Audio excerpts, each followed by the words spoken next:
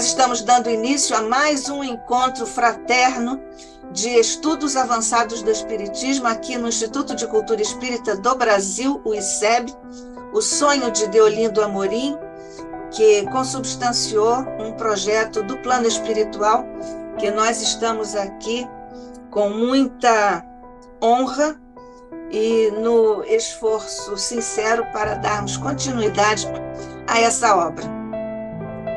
Por isso, Jesus, dada a sinceridade do nosso esforço para a continuidade do ICEB, nós te agradecemos por tudo que temos recebido aqui e em toda parte, neste momento e em todos os momentos de nossas existências. Agradecemos, Jesus, não só a oportunidade de aqui estarmos, mas a condição em que estamos. Graças te damos, Jesus, rogando-te, recolhas agora as nossas vibrações de amor, solidariedade, para que possas levar até os nossos irmãos que atravessam no momento duras provas e expiações no planeta que tão amorosamente diriges, cenas, Jesus, eventos que anunciaste a todos nós faz 2 milênios. Graças te damos, Jesus, pelo ICEB, pela proteção que tens oferecido ao nosso Instituto e que agora também fazes descer por sobre nossa casa, a casa de Deolindo Amorim, de Jorge André e de todos os nossos demais mentores, para um estudo com nossa querida irmã, amiga do ICEB, companheira Sônia Dói, que vem nos trazer, ainda uma vez para a nossa alegria, o fruto dos seus estudos profundos e extensos, em benefício, Jesus, não só do nosso esclarecimento, mas também em benefício de seus clientes e de todas as criaturas que possam se beneficiar dessas reflexões, inclusive no plano espiritual. Graças te damos hoje e sempre, fica conosco, hoje e sempre, sob a graça de nosso Pai. Bem, nós então estamos recebendo mais uma vez Sônia Dói, que é médica endocrinologista, formada pela USP, a Universidade de São Paulo, é PhD em biologia celular, ou seja, tem doutorado em biologia celular, é residente nos Estados Unidos desde 1986, tem pós-doutorado no National Institute of Health, é professora associada e pesquisadora há 22 anos na Uniformed,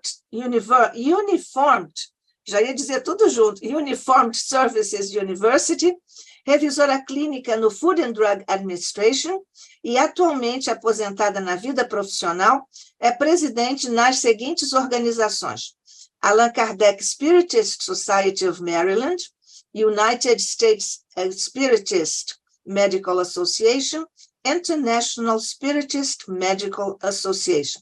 São os nossos conhecidos, as nossas conhecidas associações médico-espíritas dos Estados Unidos e a internacional. É a AME Estados Unidos e a AME Internacional, presididas pela nossa querida Sônia, que vem nos trazer hoje mais uma etapa do seu planejamento sobre a fé e as respostas celulares.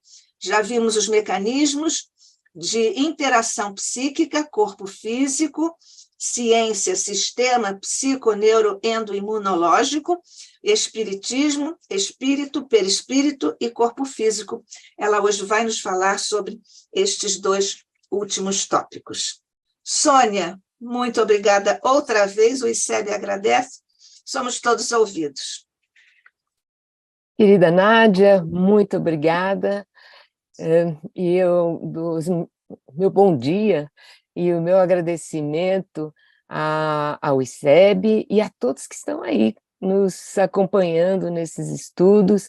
Eu agradeço muito o privilégio de ser convidada para apresentar aqui nesta ilustre organização que é o ICEB. Fico muito feliz com isso e agradeço a todos por poder dividir um pouquinho com vocês as coisas que nós estamos estudando. E como a Nádia também já disse, nós já estamos aí no terceiro episódio, digamos, desse estudo que eu dividi para realmente nós podermos ir mais profundamente, com calma, entendendo todos os passos desse tema que é bastante complexo, que fala da fé e de como o nosso organismo trabalha isso nas respostas do nosso organismo, de cada célula, e em benefício da nossa saúde, né? Porque se nós entendemos isso, nós podemos realmente fazer melhor uso da nossa fé, aprofundar a nossa fé, realmente ter certeza de como isso está trabalhando no nosso organismo. Então, hoje nós vamos falar dos mecanismos de interação psíquica corpo físico, do ponto de vista de ciência e espiritismo. Só um rápido, uma recapitulação. No primeiro episódio nós falamos sobre a fé, que é uma confiança, uma crença firme, uma confiança, que tem o efeito terapêutico demonstrado lindamente por Jesus, nosso grande terapeuta, né, nas várias curas que fez, e sempre dizendo, é a tua fé que te curou, demonstrando que esta fé não é só a fé religiosa, mas os mecanismos que atuam, que fazem a resposta, são os mesmos do efeito placebo, do efeito nocebo, que nós já conversamos bastante sobre isso, mas os efeitos são o mesmo. Então, na realidade, a fé é uma confiança, é uma crença, uma confiança naquilo que nós estamos utilizando, seja ela a fé divina, ou seja, num determinado tratamento. Falamos também sobre o efeito combinado, em que, quando existe a interação com um curador, um terapeuta, ou um médico, enfim, pessoas que possam atuar em benefício da nossa saúde, no efeito cura, também é necessário que não só o cliente, o paciente tenha fé, mas também aquela pessoa que está instituindo o tratamento. Seja ele a pessoa do nosso centro espírita, que está nos aplicando passe, seja um terapeuta holístico, seja um médico, eles precisam também ter a sua fé, a sua confiança no tratamento que estão instituindo, né? Então, isso realmente ajuda, e aí nós tivemos um exemplo muito interessante dessa combinação. E na vez passada, eu trouxe aí essa sentença, essa Citação do Dr. Herbert Benson, da Universidade Harvard, no seu livro Timeless Healing, que fala da cura através dos tempos, né? E ele diz: a fé praticada através da oração, da meditação ou os rituais, ela estimula uma energia interna que ativa as células. No caso, ele falava das células cerebrais, 100 bilhões de neurônios, que entre si têm trilhões de interação, então se multiplicam essas interações, produzindo manifestações no corpo, tudo isso iniciando no cérebro. E ele diz, no decorrer desse livro, que é interessante de ler, ele fala que ele nunca realmente conseguiu medir essa energia interna, ele não conseguiu definir, mas ele sabe que existe, sabia, ele desencarnou já, uma energia interna que ativava tudo isso. E, muito interessante, né? Nós fazemos o paralelo com o que nós aprendemos de André Luiz, que fala que o nosso perispírito serve como um veículo como se fossem células elétricas que formam um campo eletromagnético onde o pensamento vibra em circuito fechado. Ou seja, o que é esse campo eletromagnético, energia que circula e que carreia, então, o efeito da fé, da oração, etc., através do perispírito para o nosso corpo. Então, nós fazemos esse paralelo que é muito interessante. Quando nós vamos para o espiritismo, como diz Kardec, o espiritismo vai explicar aquilo que a ciência não consegue ainda explicar. E nós temos sempre a certeza que nós estamos regidos pela lei do progresso, tudo progride, a ciência vai progredindo. Hoje em dia nós vemos coisas e nós vamos falar sobre isso, que são descobertas e que vêm fechar um paralelo com o que o espiritismo já trouxe através dos mensageiros. E nós falamos também, na vez passada, citamos vários das publicações, dos trabalhos científicos, e até o mês passado tinha mais de 18 mil, já sei que hoje tem um pouquinho mais de 18 mil artigos publicados quando se fala em espiritualidade e saúde, quando se fala em religiosidade e saúde. E esses artigos mostravam, então, que a fé, a espiritualidade ou a religiosidade melhoravam doenças, curavam doenças, melhoravam a resposta ao tratamento, por exemplo, de quimioterapia, enfim, várias coisas que nós falamos aí na vez passada. E nós terminamos aí, citamos, né, que todo esse processo da fé para se manifestar no corpo físico, modificando o nosso sistema de saúde para melhoria ou para cura, se faz através de um sistema que tem um nome muito grande, psiconeuroendoimunologia ou psiconeuroendocrinoimunologia, enfim, é um termo muito grande que, na realidade, une vários sistemas para explicar todo esse processo de interação, de comunicação. E nós vamos hoje estudar um pouquinho mais profundo esse sistema. Então, essa é a nossa parte 3, do ponto de vista de ciência, nós vamos dissecar um pouco esse processo psiconeuroendoimunológico e vamos fazer um paralelo com o espiritismo, falando da interação entre espírito, perispírito e corpo físico. O efeito da fé existe, não há como negar esse efeito. E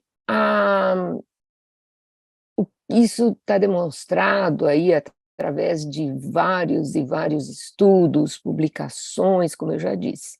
Então, o efeito já é conhecido, já foi medido de várias formas aí por vários estudiosos. O interessante é como é que esse efeito ocorre? Essa é a pergunta que surge. Como é que a fé traz efeitos no nosso corpo físico? E, de novo, nós temos vários estudos que foram surgindo, compondo o panorama destes mecanismos biológicos no corpo físico que são envolvidos nesses processos mente e corpo. Num determinado ponto, os cientistas começam a chamar isso de interação mente-corpo. E nós vamos vendo que aí surgiram terapias, né? Mind-body, ou mente-corpo, e várias coisas nesse sentido. Então, existem vários estudos que foram surgindo aí nesse sentido. E, recentemente, nesses últimos anos, os estudos vêm se aprofundando. Antes falavam da manifestação no nosso corpo físico, no sistema imunológico, na saúde como geral, genérica, falando do ponto de vista da função dos órgãos. Mas hoje em dia, os cientistas estão se aprofundando e procurando saber como é que isto ocorre no fígado, no rim, enfim, vários órgãos. Como é que as células, então nós vamos um pouquinho mais profundo, como se nós pegássemos agora o nosso microscópio e vamos vendo lá, onde é que isso está atuando realmente, e vamos entrar dentro dos mecanismos celulares, que vai ser o tópico da nossa próxima conversa no mês que vem. Então hoje nós vamos ficar aqui nesses processos mente e corpo. Em 1936, o professor Hans Selye descreve a síndrome do estresse, e ele demonstra, como nós podemos ver aí nessa figura, ele escrevendo uma fotografia de uma aula que ele estava dando, já demonstrando a interação entre o hipotálamo, hipófise, adrenal e timo. Então, hipotálamo, hipófise ou pituitária, que ficam lá no cérebro, a adrenal, que é uma glândula que fica ali acima do rim, e o timo, que fica aqui no pescoço, mas que é um órgão do sistema imunológico. Então, o professor Hans Selye foi um dedicadíssimo estudioso, e já naquela época, 1936, através dos seus estudos com animais no laboratório, já tinha visualizado essa conexão, sendo que a adrenal era ele descreveu, ele estudou muito os hormônios da adrenal, cortisol, etc., e mostrou que a adrenal era um componente fundamental nessa ponte entre o que acontecia lá no hipotálamo, na hipófise e as células do sistema imune.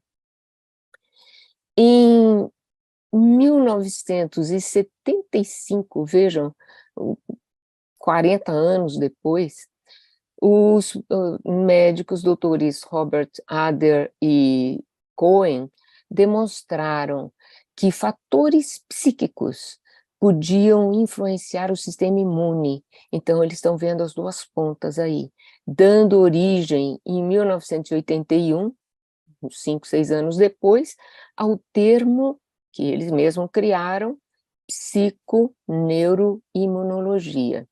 Então, aí eles não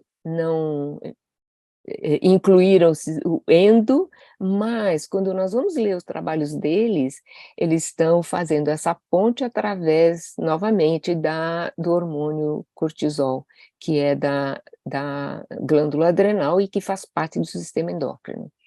Então, é muito interessante, nós vemos como isso, lá desde 1936, já estava sendo estudado, e demora um tempo para que isso seja solidificado, e os cientistas criam um novo termo, uma nova ciência. Esse nome, psiconeuroendoimunologia ou psiconeuroimunologia, se tornou uma ciência, onde vários estudiosos se concentram para poder decodificar o que acontecia e como acontecia. Então, vamos aí dissecar um pouquinho dessa interação neuroimunológica. Eu começo aqui com essa figura, mostrando um corte do cérebro, transversal do cérebro, e aí nós vemos nessa parte exterior o encéfalo, e aí nas duas setas nós vemos os dois órgãos importantíssimos que fazem parte do cérebro, o hipotálamo e a hipófise. A hipófise já considerada uma glândula, né, mas ligada diretamente ao hipotálamo. Então, aí nós vemos que existe uma conexão direta entre o hipotálamo sendo parte do cérebro, mas que secreta determinados hormônios que vão estimular a hipófise. Existe uma ligação de toda uma circulação sanguínea que leva esses hormônios do hipotálamo para a hipófise, e a hipófise, então, controlada pelo hipotálamo. E o hipotálamo nós vamos ver daqui a pouco onde ele está e qual a conexão dele com todo o cérebro. Mas, por enquanto, nós vemos aí esta parte que faz parte que é o início da interação, é o neuroendócrino. Só que o sistema endócrino é muito mais complexo. E a glândula a hipófise é considerada a glândula mestre do sistema endócrino. E ela coordena, e nós vamos ver nessa outra figurinha, que os nomes estão em inglês, então é a pituitary ou hipófise é a mesma coisa.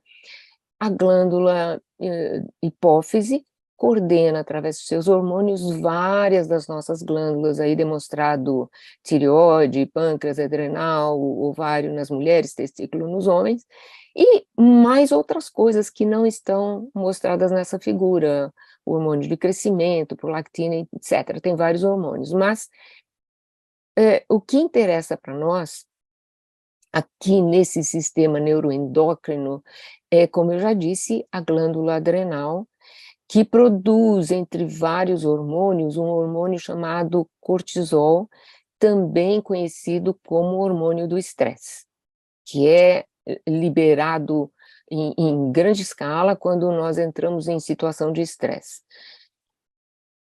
Então, este hormônio, cortisol, também tem interação com o sistema imunológico, como lá o Dr. Seeley, em 1936, já tinha demonstrado. Ele atua sobre as células do sistema imune. Então, muita gente não entende muito bem o que é esse sistema imune. Está aí representado nessa figura, o órgão timo, que fica ali perto do pescoço, o baço, a medula dos ossos, medula óssea, e os linfonodos ou gânglios, né? Então, esses são as partes do organismo que fazem parte do sistema imunológico e que produzem várias células. O sistema imunológico é basicamente representado por células que circulam no nosso corpo todo. Nós conhecemos várias delas, e eu não vou ficar aqui falando nomes, mas elas se classificam, por exemplo, em fagócitos, que são as células que combatem os invasores, né? Os vírus, a gente ouviu falar muito nisso, as células que combatem o vírus, as bactérias, os parasitas, até outros tipos de invasores, como o pólen, quando a gente tem alergia, tudo isso, a reação contra estes agressores é feita pelo sistema imunológico, representado por estas células. E ainda tem um outro grupo de células do sistema imune, que são as células B, ou células beta, que produzem anticorpos. Conhecemos muito sobre isso também, falando aí nessa última doença que nós tivemos, que foi a Covid, e todo mundo ficou sabendo de como esse vírus precisava ser atacado, né, através dos anticorpos, e para criar os anticorpos houve as vacinas e tudo isso. Então, os anticorpos, existem anticorpos que são produzidos para a memória, porque no momento que um vírus ou uma bactéria entra no nosso organismo, nós temos aí os fagócitos que vão lá combater a entrada deles. Mas as células beta, elas começam a já produzir anticorpos para a próxima invasão. Então, para o futuro, elas guardam isso na memória, e quando esse invasor, esse agressor, penetra o organismo de novo, os anticorpos estão lá prontos para proteger. Então, fazem parte do nosso sistema imune. Mas essas células combatem também as células cancerosas. E aí nós estamos vendo uma representação, isso na realidade não é uma representação, não, é uma fotografia, uma microfotografia que foi colorida, né, só para demonstrar uma célula cancerosa, e as verdinhas seriam as células do sistema imune atacando esta célula cancerosa. Então, nós temos o nosso sistema imune trabalhando diariamente, a todo minuto, protegendo o nosso organismo. Por isso nós falamos tanto de manter o nosso sistema imune alerta, de manter o nosso sistema imune saudável, e a fé faz parte disso. A nossa conduta faz parte disso, os nossos hábitos fazem parte disso, para manter o nosso sistema imune alerta e nos proteger não só contra os invasores, mas também da produção de células cancerosas, que podem aparecer a qualquer minuto e aparecem constantemente.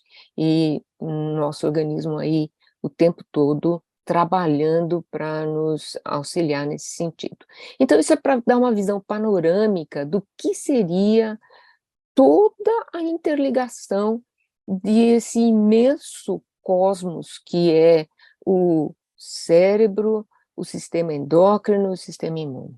E numa visão bem simplificada, só para a gente poder seguir à frente. Então, essa figura, de uma maneira bem sintética, representa aí o sistema nervoso, através do cérebro, o sistema endócrino, através da hipófise, a adrenal, que seria, no caso, a mais importante nesse caso, e as células, leucócitos ou outras células do sistema imune. Onde é que está o psico? Não está nessa foto, nessa gravura. Então, vamos à frente tentar entender isso. Os cientistas, quando começaram a determinar essa interação psico-neuro-endoimunológica, conseguiram determinar muito bem todas as localizações dos sistemas, etc. E na área psico, localizaram lá dentro do cérebro o sistema límbico, que tem aí esses vários nomes, eu não vou ficar citando, mas é importante: o tálamo, o hipocampo, a amígdala, a gente vai ver referência a ela nos livros de André Luiz, enfim, esta parte do sistema límbico, de onde surgem hormônios, substâncias que são ativadas no momento que nós temos emoções, sensações, e eles foram estudando isso através de vários estudos combinados entre a anatomia, a fisiologia, né, as funções, entre as sensações e estudos de imagem, o que é que no cérebro aparece quando eu faço um estudo de imagem, o que é que, quais os órgãos lá dentro que são aparentes eles estudam isso através de corantes, etc. Então, em uma foto um pouco mais detalhada, nós vemos aí, desculpa, não é foto, isso são gravuras. A gente vê uma correlação entre o hipotálamo, ali em azulzinho, e a hipófise em uma forma um pouquinho mais detalhada. E nós vemos como é a conexão direta, existe uma conexão direta ali entre o hipotálamo e a hipófise, e é através desta conexão que o hipotálamo, então, passa os hormônios que estimulam a hipófise, que vai estimular todas as outras glândulas. Então, esse é um detalhe, e vejam como o hipotálamo está diretamente ligado com o tálamo, e faz parte, não é nominalmente parte do sistema límbico, mas está diretamente interligado com o sistema límbico. Além de todo esse sistema de hormônios que nós vimos detalhados aí, das glândulas, da hipófise e todas as outras glândulas, em 1985, a doutora Candace Pert, que era, então, uma cientista aqui do National Institutes of Health, do NIH, descobriu os neuropeptídeos e descobriu que essas substâncias tinham receptores no corpo inteiro. E ela descreveu isso como um sistema, uma rede do sistema psicossomático. Novamente, fazendo conexão entre essas substâncias que ela denominou neuropeptídeos, hoje também conhecidas aí como dividida entre neurotransmissores e neuropeptídeos, e faz, então, nesse sistema, depois que ela estuda profundamente esse sistema, tem essa grande descoberta, ela descobre nela mesma que ela não pretende continuar essa brilhante cientista conhecida só no mundo científico. Ela começa a pensar como é que estes neuropeptídeos fazem ligação com os nossos sentimentos, com tudo as nossas emoções, e isso tem resposta no nosso corpo. Então ela publica um livro chamado Moléculas da Emoção, para descrever tudo isso. Ela tem essa figura que fala dos neurotransmissores que estão ali no hipocampo, amígdala, aquele sistema que eu mostrei há pouco, que faz parte do sistema límbico, ligando com o córtex, que responde às nossas sensações motoras, às nossas ações motoras, o hipotálamo, e aí faz ligação com a hipotálamo, hipófise, todos os outros hormônios, e que vão atuar no sistema imune.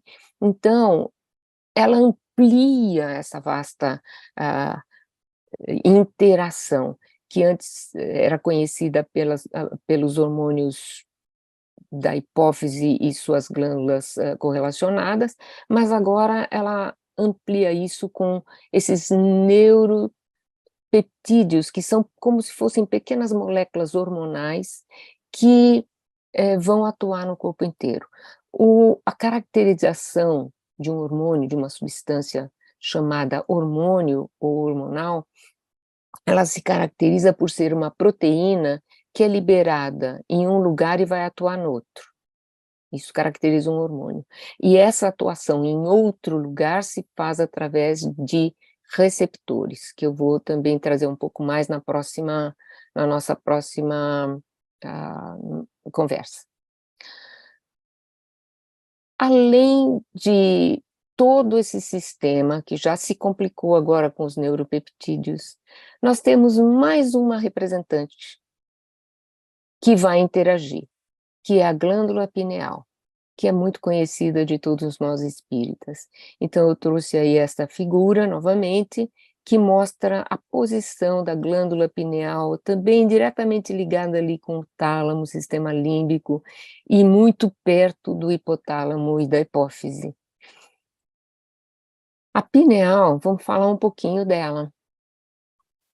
Foi citada, foi descrita pela primeira vez lá no comecinho, anos 130 a 210 depois de Cristo. E ela foi estudada por Galeno, e ele que deu esse nome, que através a tradução do grego para pineal, que seria a semelhança a uma pinha, né, das árvores lá do pinheiro. E só que ela é muito pequenininha, é do tamanho de um grão de arroz, 5 a 8 milímetros. E ele, então, foi o primeiro estudioso dessa glândula, mas descreveu do ponto de vista anatômico, e aí tinha algumas, já antes dele, algumas citações de outros filósofos, etc., sobre a mente, etc., mas nós vamos falar um pouquinho mais sobre isso daqui a pouco.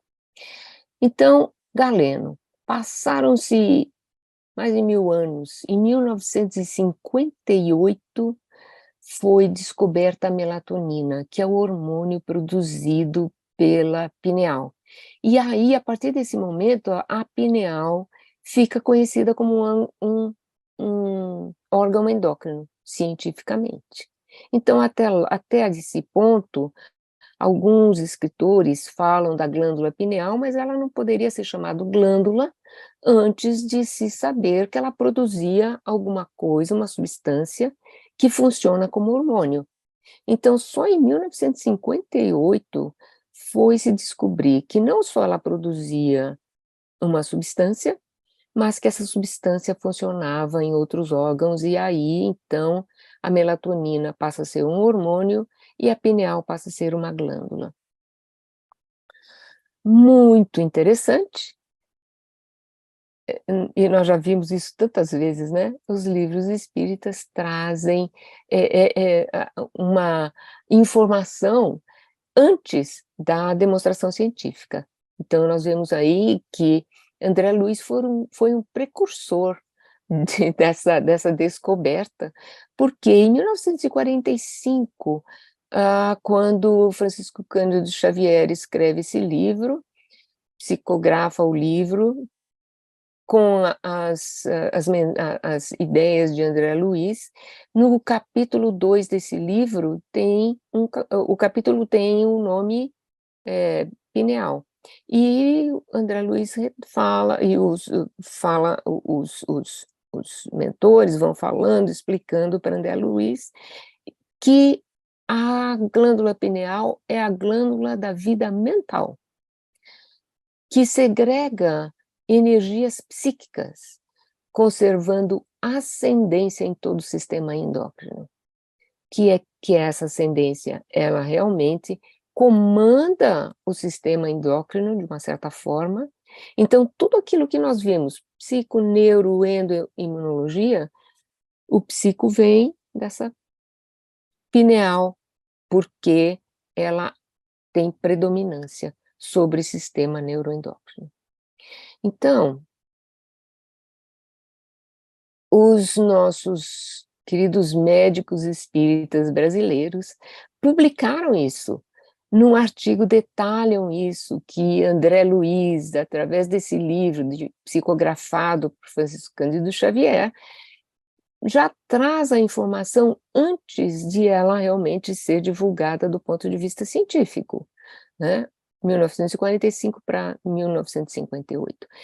E esse artigo é um marco na nossa história espírita, porque é um artigo publicado internacionalmente, numa revista internacional, como se pode ver aí, dizendo de uma informação que veio antes da informação científica trazida por espíritos. Então, realmente um marco.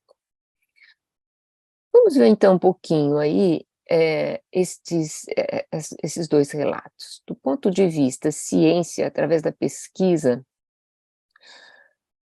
já havia essa noção de que pensamentos, sentimentos, emoções se comunicam, expressas através da mente ou do cérebro, se comunicam através do sistema neuroendócrino, estimulando a produção, a liberação de hormônios e neuropeptídeos que interagem com diversos órgãos e tecidos, incluindo o sistema imunológico. É a descrição de todo esse sistema que nós estamos falando até agora. André Luiz, em 1958, no livro Evolução em Dois Mundos, nos diz: sob o comando da mente, o sistema nervoso integra todos os órgãos, tecidos do corpo físico e suas funções são controladas por hormônios e substâncias produzidas de acordo com os diferentes estados emocionais. Então, ele introduz aí, sob o comando da mente. Mas um neurocirurgião, depois de muitas e muitas e muitas cirurgias no cérebro, ele se pergunta: como é que eu vou localizar a mente num órgão, né, que é o cérebro, de 1.300 gramas, contendo 100 bilhões de neurônios? Será que quando eu estou fazendo uma cirurgia, eu corto a mente? Onde que está essa mente? E nesse artigo que ele publica em 2011, ele mostra um histórico, que aqui eu vou simplesmente reduzir, eh, falando que Hipócrates já tinha essa ideia de que o cérebro era a sede da mente, a mente estava no cérebro. Da Vinci, esse famoso e maravilhoso gênio da arte, aí nos anos 1500, 1400, 1500, ele era também um estudioso de anatomia. Ele detalha aí nos seus estudos que a mente estaria situada acima do quiasma óptico no terceiro ventrículo. Em suma, isso é muito pertinho dali de onde está o sistema límbico. Então, vejam como Da Vinci, através dos seus estudos, chega a essa conclusão. E Descartes, um pouquinho antes de Da Vinci, o famoso filósofo Descartes e cientista, ele já vai um pouquinho mais além e fala que a pineal é a sede da alma. E diz ainda algo interessante, ele diz que a pineal a mente é inseparável da alma. Então, se nós pensamos que a pineal é a sede da alma e que a mente é inseparável da alma, nós vemos aí uma conexão muito grande entre a pineal e a alma. Só que tudo isso era filosofando, né, ele não tinha evidências. E vamos nos perguntar de novo, onde se encontra a mente? Nos estudos científicos, e agora muito em moda, né, as experiências de quase morte, demonstraram que existe uma consciência, que é representada aí como mente, que é independente do corpo, que observa, que guarda memórias, independente do corpo. No entanto, no mundo científico, o conceito da mente ainda é dividido entre dois grandes grupos. Existem cientistas que ainda afirmam que a mente é um produto do cérebro. E aqueles um pouquinho mais abertos já admitem que a mente é extrafísica. Mas isso permanece em discussão dentro da ciência. Não podemos afirmar ainda, mesmo quando nós lemos artigos em que um cientista admite a existência da mente fora do corpo, não podemos dizer a ciência admite isso, porque isso não é ainda algo que está aceito do ponto de vista geral. No espiritismo, através de Kardec, através dos ensinamentos transmitidos grandemente aí por André Luiz, nós sabemos que os pensamentos, os sentimentos, as emoções são originados na mente, e sabemos que a mente pertence ao espírito, não ao corpo. No livro Evolução em Dois Mundos, André Luiz faz um detalhamento do perispírito, em outros livros também, Entre a Terra e o Céu, e fala sobre o corpo mental, aonde a mente se situa. O psicossoma, que intermedia o comando da mente ao corpo físico, e tudo isso faz parte do perispírito. Então, a mente realmente não está no corpo físico, está no perispírito e pertence ao espírito. Indo um pouquinho mais além, nos estudos de André Luiz, nós entendemos a função dos centros de energia, bastante detalhado por ele, que muitos conhecem por chakras, e vamos ver então que o centro coronário, dos 7 centros de energia, o centro coronário é o intermediário entre o espírito e a rede psicossomática do corpo, e tem direta conexão com a glândula pineal. Então, o centro coronário, ele se alinha com a pineal, né, no corpo físico e faz contato diretamente com o espírito. E o centro coronário é adjacente, é vizinho do centro cerebral, e através do centro cerebral, ele comanda o sistema endócrino. Então a gente vê novamente ali a pineal fazendo parte deste sistema neuroendócrino, e aqui do ponto de vista de centros de energia no perispírito, a representação do centro energético coronário, ligado à pineal, com o centro energético cerebral ligado à hipófise, sistema hipotálamo e hipófise. Na medicina oriental, o corpo é representado por uma rede energética complexa e os tratamentos são baseados na manipulação do fluxo energético desta rede. A gente vê isso muito sendo usado pela medicina chinesa, pelos acupunturistas. E André Luiz nos fala novamente, vou repetir, né? O perispírito é um veículo de células elétricas, que pode ser definido como um campo eletromagnético, onde o pensamento vibra em circuito fechado. E esta afirmação está no livro Entre a Terra e o Céu. Então, nós vemos um paralelo entre o que a medicina oriental já considera e os esclarecimentos de André Luiz sobre o perispírito. Mas por que mesmo que nós estamos estudando o sistema psiconeuroendoimunológico, os neuropeptídeos, a pineal? O que nós estamos falando aí? Passei quase 1 hora falando sobre isso. Por quê? Vocês lembram desse primeiro slide, ou um dos primeiros que eu mostrei lá no começo? Porque nós estamos falando de fé, né?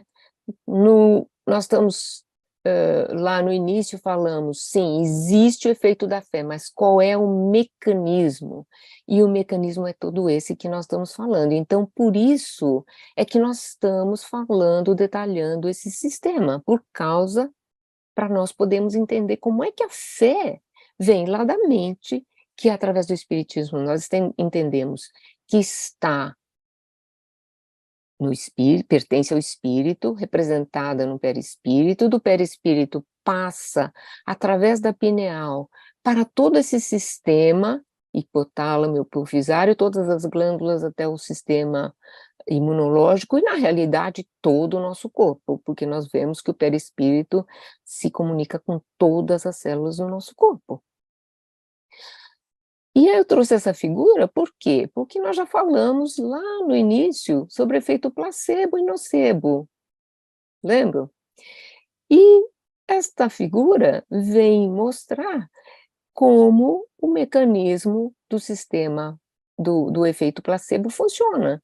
E se nós olharmos, é exatamente o mesmo mecanismo que nós falamos agora, falando sobre a fé.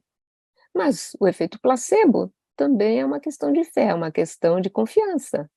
Então, ele passa ali pelas percepções que os cientistas conhecem como psicológicas, que vai lá no sistema límbico, né, a fé que a pessoa tem no efeito, no remédio ou em algum outro tipo de tratamento, vai através do sistema, dos mecanismos neurológicos, ativar os neurotransmissores, ou os neuropeptídeos, aí já detalhado como opioides, os receptores de canabinoides, o sistema dopaminérgico, e através destes neuropeptídeos vai funcionar, vai atingir o sistema endócrino, através do cortisol, da insulina e o sistema imune, condicionando as respostas imunes. Então, o sistema é o mesmo, o modo de comunicação lá da mente com as respectivas respostas em relação à fé ou em relação ao placebo, sendo ele uma terapia, através de medicamento ou outra forma, no nosso organismo seguem os mesmos mecanismos. Isso é uma coisa bastante interessante, porque nós estamos aí vendo que existe toda uma linha de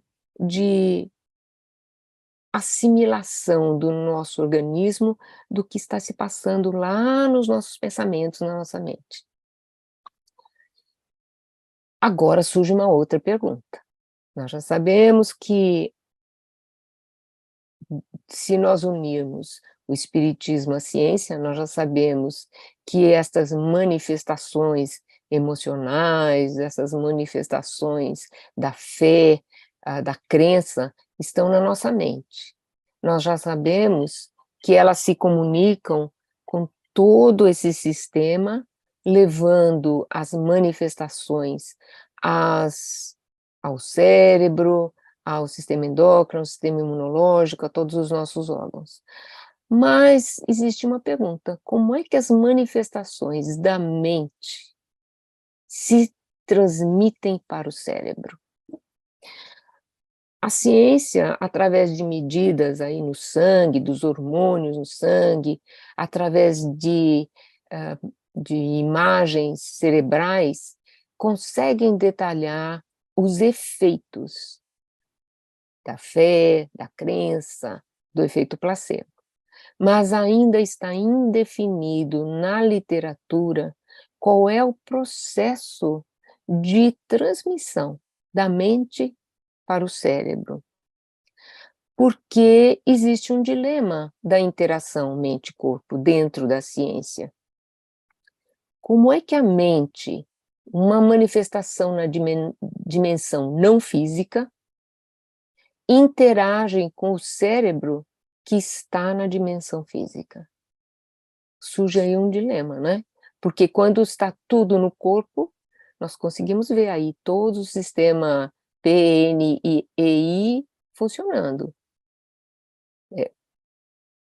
Nós conseguimos detectar cada elemento, mas como nós não conseguimos, dentro da ciência, detalhar a mente como um órgão nesse sistema, fica difícil. Então, se a mente está no cérebro, tem uma forma ali de fazer essa ligação, e só que ninguém conseguiu ainda isolar a mente dentro do cérebro, como nós já dissemos.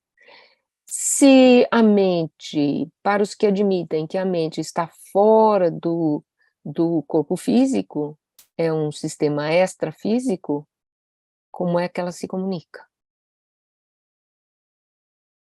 Então, esse dilema é resolvido se nós entendermos que as manifestações da mente estão na forma de energia, e que o corpo físico capta e responde a estímulos energéticos. Então, aí fica um sistema bem mais complexo, para que nós possamos entender como é que algo na estratosfera, fora do corpo, pode se comunicar com o corpo. Mas nós temos vários exemplos de como o corpo físico reage à energia. Nós temos coisas até muito simples. Se nós pensarmos em tratamento de câncer, por exemplo, que é feito através de vários tipos de radiação, a radiação é um tipo de energia, nós não vemos, né? Não é uma coisa sólida que nós pegamos, é energia emitida. Então, a radiação emitida vai agir diretamente no nosso corpo físico. Então, existem exemplos múltiplos de como o nosso organismo físico interage, responde a elementos energéticos. E se nós pensarmos do ponto de vista espírita é fácil nós entendermos isso. Do ponto de vista científico, também não é muito difícil, porque é já sobejamente sabido que cada célula é uma fábrica energética. Ela tem sua produção energética, ela emite energia, ela absorve energia. Algumas células, por exemplo, as células do sistema nervoso, elas realmente conduzem essa energia através do seu corpo celular. Os axônios são longos, né? E essa energia funciona através de troca de íons que entram e saem e formam uma corrente elétrica. Então, existe energia no nosso corpo físico, existe energia fora do corpo físico, essas energias se interagem. Mas isso vai ser assunto para a nossa próxima conversa, quando nós vamos falar dos mecanismos de interação psíquica a nível celular. E aí nós vamos entrar mais profundamente em todos esses mecanismos.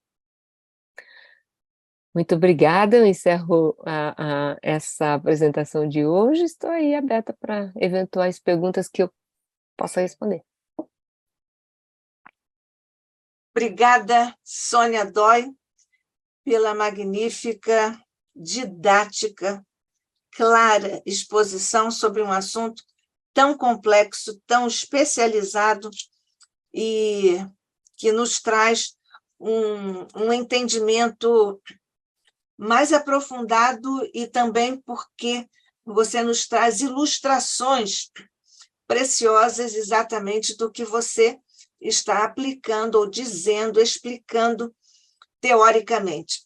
Então, é um belo encontro da teoria com a ilustração prática e com os seus comentários, e isso nos felicita muito no entendimento cada vez mais aprofundado desse campo fascinante que é a psiconeuroendócrino-imunologia, que diz respeito muito de perto a nós espíritas, através dessas conexões que você bem explicou, mas que deixou agora em aberto para o grande finale na próxima exposição, porque vai ser com a resposta do Espiritismo a esses dilemas que a ciência hoje vive, com suas interrogações, e que o Espiritismo já até antecipou, e que nós podemos, então, dar esse fecho a essa sua série muito especial para todos nós. O ICEB está muito agradecido, muito feliz por ter você aqui mais uma vez, e também na próxima etapa dessa sua série, e também em outros anos em que você também virá aqui para a nossa alegria. O ICEB agradece muito a você, Sônia. Eu não anotei aqui, era uma questão de uma conexão que você apresentou ali, mas agora não posso perguntar, porque não lembro, porque ficou assim. Eu acho que era alguma coisa relacionada à adrenal. Como é que a adrenal faz aquela conexão, aquele meio de campo ali? Ok. Ótima pergunta, porque realmente eu não me expandi muito ali para não ficar cansativo. Mas, assim, a adrenal, ela é uma glândula pequenininha que, nos seres humanos, ela, na realidade, é chamada suprarrenal. A adrenal é mais nos animais, onde ela fica do lado do rim. Nos seres humanos, ela fica como um chapeuzinho em cima do rim. E por isso chamada muitas vezes suprarrenal. Mas, enfim, essa glândula, ela é complexa. Ela é formada por duas partes, uma parte externa, chamada córtex, uma parte interna, medula. A parte externa é a que responde diretamente à hipófise. E essa parte externa produz, entre os hormônios chamados corticotróficos, o cortisol. A parte interna produz a epinefrina, que também é um hormônio de estresse, que também responde a estímulos do cérebro, mas não diretamente através da hipófise. O cortisol, quando a glândula...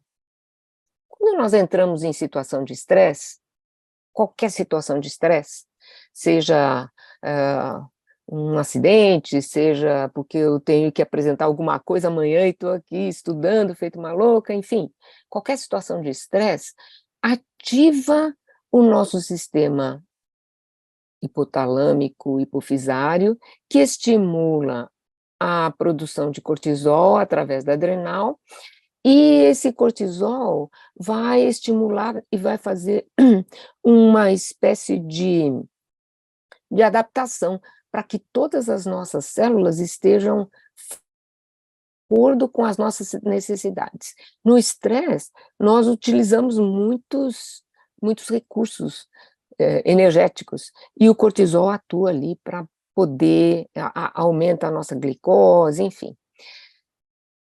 No entanto, à medida que ele sobe, os hormônios lá do hipotálamo e da hipófise se reduzem, e existe um sistema de modulador. No momento que nós não precisamos, ele aumentou muito, lá diminui, fecha, é como se fechassem as portas, diminui o estímulo, para manter o que nós chamamos cientificamente de homeostase, ou seja, equilíbrio. Né? Então, ele aumenta no momento da necessidade, mas aí a glândula fecha lá as torneirinhas, ele para de ser estimulado, até voltar tudo ao normal. Quando nós entramos em estado de estresse crônico, aquele estresse que não termina, a glândula adrenal produz cortisol continuamente, até que ela exaure. Porque ela produz e armazena, ela vai liberando até uma hora que não dá conta mais. Já liberou tudo que estava armazenado e não está conseguindo dar conta da quantidade de hormônio cortisol que nós precisamos. Aí o que acontece? Cai o nível de cortisol no nosso organismo. E é aí que o estresse passa a ser prejudicial. O estresse agudo nos traz benefícios, porque prepara o nosso corpo para qualquer das emergências. Quando ele se torna crônico, ele exaure o nosso sistema. E é aí que nós temos os problemas de saúde. Por quê? De um ponto de vista muito simples, eu acredito que a maioria de nós já passou por essa situação. Você passa por um estresse crônico e começa a pegar gripe, algumas outras doenças, então já está com estresse, acaba ficando doente, com outras partes do organismo afetadas. Por que isso? Porque o cortisol baixou tanto que deixou de estimular o nosso sistema imunológico. Nosso sistema imunológico fica deficiente, e aí os organismos que invadem o nosso corpo, por exemplo, os vírus da gripe, tomam conta. E aí nós não temos o organismo pronto para a defesa. Então, essa é uma das consequências da deficiência do cortisol no estresse crônico. Outra, eu mostrei ali que o sistema imunológico também dá conta das células cancerosas. Estresse crônico por muito e muito tempo, isso já existem artigos publicados demonstrando que alguns casos de câncer estão ligados com estresse crônico, depressão, etc. Por quê? Porque o nosso sistema imune está lá embaixo e não consegue proteger o nosso organismo desta modificação que seria a célula cancerosa. Então, cortisol age diretamente. O cortisol é um hormônio, então ele circula no organismo. Ele tem conexões, ele tem receptores nessas células do sistema imune. As células do sistema imune, quando são ativadas pelo cortisol, elas vão produzir também umas outras substâncias que são como se fossem hormônios, porque também tem ligações e receptores, que são as citocinas. E essas citocinas vão agir em outros órgãos, produzindo processos inflamatórios, por exemplo, de reação, etc. Vão ativar o nosso cérebro, a produção de outras substâncias. Então, existe o cortisol tem muitas e muitas e muitas ações. O cortisol tem ação no nosso metabolismo da glicose, metabolismo dos lípides, enfim, são inúmeras as ações do cortisol.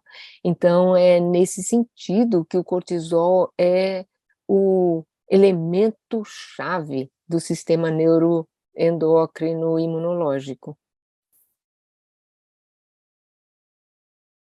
Sônia, eu sempre julguei, evidentemente que não sou da área, evidentissimamente não sou da área, mas eu sempre achei que o cortisol era, assim, do mal. Não? Agora eu vejo que ele tem uma função específica do bem para estimular o sistema imunológico para nos defender. Exatamente. Então ele é um ator que vai lá provocar o sistema imunológico em situação de risco para o corpo, para o ser humano. Agora, sim? Posso só fazer uma parte ali? Segura um pouquinho a sua pergunta. Pelo amor de Deus. Segura a sua pergunta aí. No sistema endócrino, tudo funciona de uma forma... O sistema endócrino é lindo, eu amo. Tudo funciona... Por isso que é a sua especialidade. Por isso. Tudo funciona de uma forma equilibrada. O sistema endócrino é o sistema por excelência do equilíbrio. Todos os hormônios são balanceados para se manter num nível saudável. O que acontece? Quando nós temos excesso de qualquer hormônio, ou deficiência de qualquer hormônio, quando ele sai dessa faixa de equilíbrio, nós temos doença. Então, o cortisol em excesso, não só em algumas situações onde a gente produz muito cortisol, ou, por exemplo, toma cortisol. O cortisol em excesso tem as suas ações maléficas. Ele realmente não é bonzinho, não. Nós temos existem doenças, como a doença de Cushing, por exemplo, que é caracterizada pelo excesso de produção de cortisol, que tem aí manifestações muito ruins no organismo. Do outro ponto de vista, a deficiência de cortisol, uma delas conhecida como doença de Addison, também ela é incompatível com a vida. Se você não tiver cortisol no seu organismo, a pessoa morre, porque o cortisol é importante também para a atuação da epinefrina, para manter a nossa circulação estável, para manter o nosso nível de pressão arterial estável. Então, no momento que a pessoa fica completamente deficiente de cortisol, além de várias repercussões, uma delas, a pressão arterial vai lá para baixo, e se essa pessoa não for tratada, isso é uma emergência. Se ela não for tratada rapidamente, né, receber cortisol rapidamente, a pessoa pode morrer. Então, isso é para dizer que tanto o excesso quanto a deficiência de todo e qualquer hormônio pode ser letal, pode causar danos muito grandes no organismo. Desculpe interromper, agora você tinha uma outra pergunta. Não, era só uma decorrência desse raciocínio que agora eu compreendi muito bem no meu limite, não é? No meu campo. Mas o que me conduz a uma reflexão de natureza filosófica, porque do ponto de vista, inclusive é o campo da teologia, mas é o campo da filosofia, a questão da natureza do mal, Santo Agostinho já nos disse que o mal não existe, né? Privatio boni.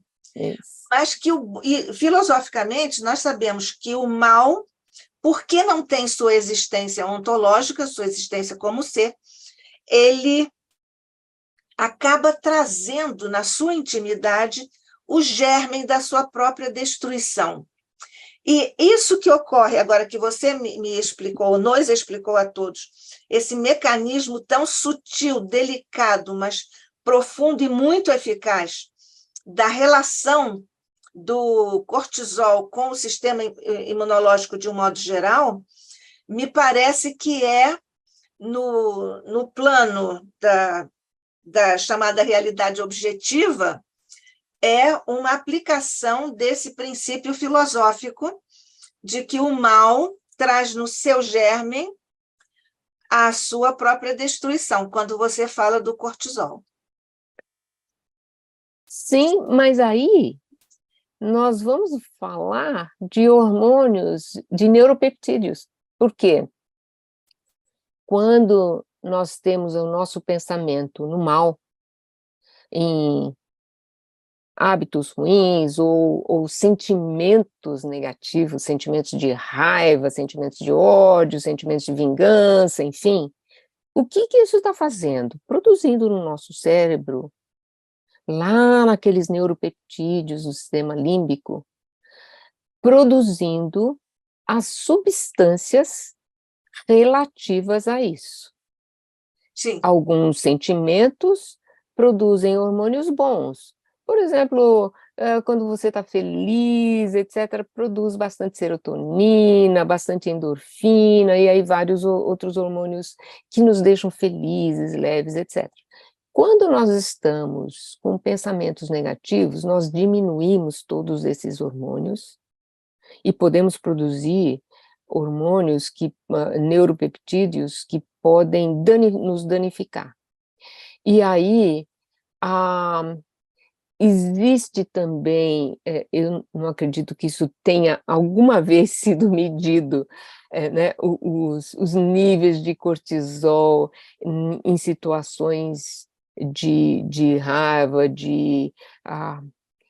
enfim, mas nós sabemos que a pessoa com raiva, com ódio, com sentimentos de vingança, ela está se autoestressando, porque dentro do cérebro ela está produzindo aquela tempestade.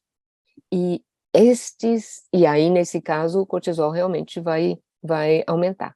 Mas mais do que o cortisol, todos esses outros neuropeptídeos que são controlados no cérebro vão ser ou aumentados ou reduzidos, e aí as suas ações maléficas no organismo. Então, o que você disse faz muito sentido. Agora, eu sei que você tem um outro compromisso, nós também estamos quase terminando, o que é uma pena, mas estamos quase terminando, mas temos mais, depois no próximo mês. No livro Libertação, do nosso querido mentor André Luiz, pela psicografia A Pena Doce e Suave do nosso querido Chico Xavier, o nosso querido mentor relata a existência ou processos em que os espíritos chegam a um nível, a um plano de, digamos assim, desfiguração, são os ovoides. Você consideraria, como uma especialista aí nos hormônios, que os ovoides são uma consequência da exacerbação e da continuidade de pensamentos estressores ou estressantes, negativos, a ponto de agir sobre o corpo físico a esse ponto? Os ovoides, eles já são uma manifestação, já é uma formação do perispírito. Sim, exatamente. Né? E isso ocorre no plano espiritual, não no plano físico. Então, ele não é uma representação direta do que está acontecendo no corpo físico. Ele é uma representação do que ocorre no campo mental, que controla, e também aprendemos isso com André Luiz, o corpo mental é que dirige a formação do corpo perispiritual. Então, lá no corpo mental, a ideação, a ideia do espírito que está circulando num mesmo foco, ele não sai daquele pensamento, seja Monoideia. monoideia. Essa monoideia faz com que ele fique tão concentrado em uma coisa só, a mente, né, tá fechada em si mesmo. E aí, o corpo perispiritual dele tem essa formação ovoide, porque ele não consegue sair dali e ter toda uma formação, fazer uma formação do seu perispírito, né? Ele esqueceu toda aquela formação, porque ao desencarnar, ele ainda tem a formação mais ou menos humana, né, do nosso corpo físico. E aí, lá no plano espiritual, vai poder trabalhar isso antes da próxima encarnação, tudo mais. Mas, durante um certo tempo, ele conserva ali aquela figura da última encarnação. Mas, se ele fica nessa monoideia, ele vai como que reabsorvendo tudo, ele se esquece de tudo o que aconteceu, e nesse esquecimento do seu próprio corpo físico, ele, nessa monoideia, fica a representação só como se fosse um ovoide, porque ele perdeu as características mentais. Pois é, esse processo é que ocorre depois da desencarnação, porque, evidentemente, enquanto está encarnado, o espírito tem esses processos mentais de negatividade. Então, é óbvio que ele não se torna ovoide no corpo físico, mas ele leva, através dessa minha pergunta, para finalizar, ele leva no seu circuito hormonal, digamos assim, ele leva o germe dessa ovoidização pela exacerbação dos pensamentos de negatividade. E tão logo, não sei se isso seria admissível, tão logo ele desencarna, começa a haver essa espécie de desintegração morfológica que ele leva, ou que todo ser humano leva, na transição após a desencarnação. Isso faz sentido? Faz sentido, nós não temos aí uma declaração que eu conheça, que eu possa dizer, realmente é isso que acontece. Mas faz muito sentido, e eu estou pensando aqui, e também descrito por André Luiz no Evolução em Dois Mundos, ele fala sobre estólise e histogênese, e lá na estólise, que é a degradação do corpo, não degradação, a reformulação do corpo perispiritual, né, na pessoa que está numa doença crônica e vai definhando aos poucos antes do desencarne, então ele vai havendo uma transformação do corpo perispiritual já no preparo para o futuro corpo físico, futuro corpo espiritual no plano físico, no plano espiritual, Pessoal. né? E na histólise existe como se fosse realmente uma degradação, e na histogênese uma nova formação do futuro, do que seria o corpo perispiritual ao entrar no plano espiritual. Uhum. Então, é possível. Dentro deste panorama de estólise e histogênese, é possível que esta pessoa que fica constantemente trabalhando o mal, ele inconscientemente, isso tudo vai fazendo uma degeneração do seu corpo perispiritual, e na formação só essa monoideia, e é assim que ele poderia se tornar um ovoide. Nós precisamos de, talvez durante o sono, a gente ir lá e perguntar para André Luiz. Faz sentido isso que nós estamos pensando? Faz, pois é. Mas ele vai nos responder, principalmente a você, que vai entender perfeitamente a linguagem dele, como também vai entender, sabe quem? O Fabiano Nunes, que é seu colega médico, é nosso querido companheiro, amigo aqui, expositor do ICEB.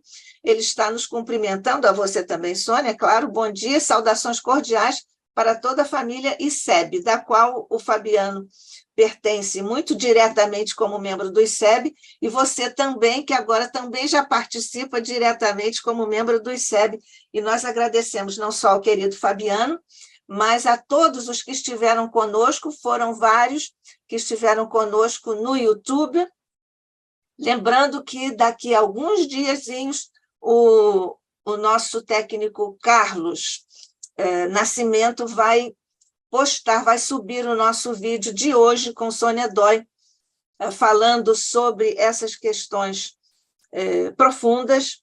Vamos lá poder acessar no YouTube.